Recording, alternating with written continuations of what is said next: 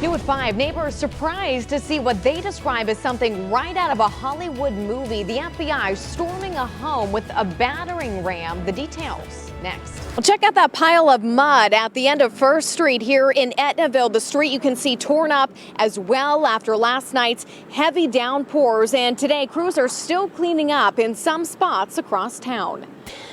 Yeah, hey guys, here from New Athens, just arrived, and I want to just say quickly, driving in was quite the scene. You can see trees down, branches are everywhere, but behind me, probably one of the biggest scenes. I'm standing here now with New Athens Volunteer Fire Chief Randy Culbertson. Randy, behind us, the roof ripped off of this home. Have you ever seen anything like this here? Yeah, Bill, Stephen Billingsley, who's from Richmond, Ohio, who you just heard there, is facing 2 misdemeanor charges for his alleged involvement in the January 6th Capitol riot. This is video now of Billingsley, who remains out of jail on a personal recognizance bond as he exited the federal building in Wheeling following his hearing this morning.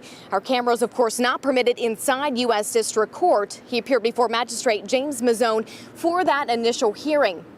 Billingsley charged with 1 count of knowingly entering or remaining in any restricted building or grounds without lawful authority, and a 2nd count of disorderly and disruptive conduct in a restricted building or grounds. Today, he waived his right to have this case go before a grand jury in lieu of the filing of information alongside public defender Frank Walker.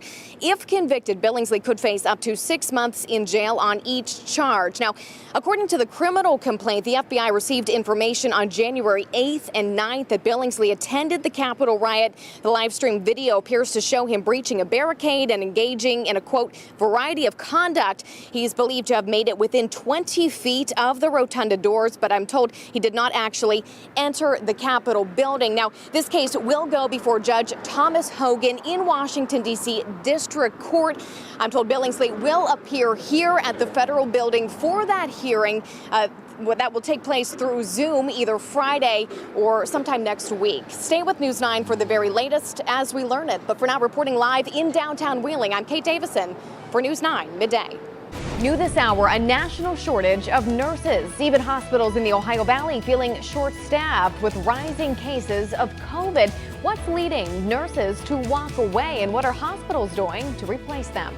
Demolition has begun here on the old Belmont Bar, and tonight the business owner and employees here at Alfred's Beauty Salon say they're glad it's coming down. Bricks. They are falling everywhere. Finally, something is getting done about that building.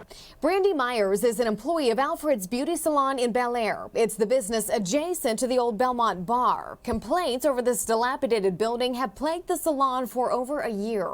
We have several water spots on our tiles inside of the salon, garbage cans holding the water for the tiles because one time one actually came down in front of a customer. So we're just glad that something's getting done and nobody got hurt. The salon's owner, Mike Doyle, is also a Bel Air councilman and property owner of numerous parcels throughout the village. I think it's unfortunate that, that there was any damage done to the building. He says he's concerned, but is also happy to see a resolution.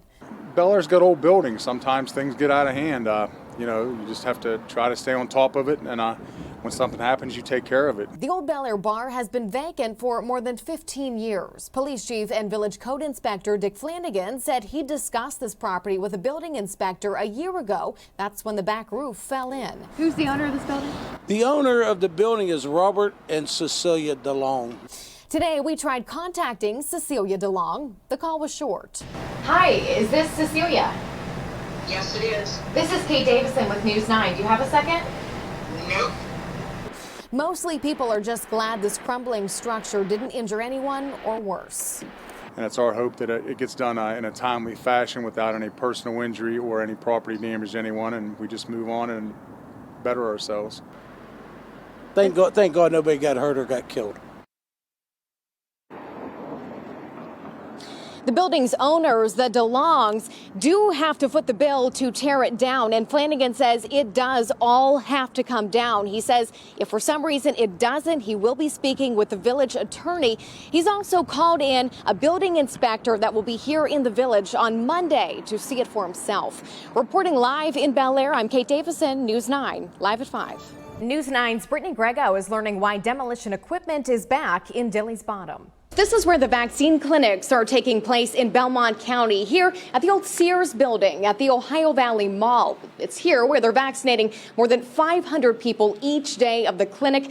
I'm told it wouldn't be possible without people giving up their own time. Tonight, what we're calling vaccination volunteers. News 9's Brittany Grego explains how it will happen with the help of a new planning commission. Rich, this building I'm in now used to be the health plan, which sits just outside of St. Clairsville. If you will remember, last Wednesday, we gave you a tour of the new facility and all of the new offices. But tonight, we're focusing on the new security upgrades one judge hasn't seen before. For the second time in a few weeks, drivers heading westbound on I-70 in Ohio County will see changing traffic patterns. News 9's Jamie Baker has details. After being forced to cancel Betty Zane Days last year due to the pandemic, the Martins Ferry Volunteer Fire Department got a committee together several months ago to put this festival together.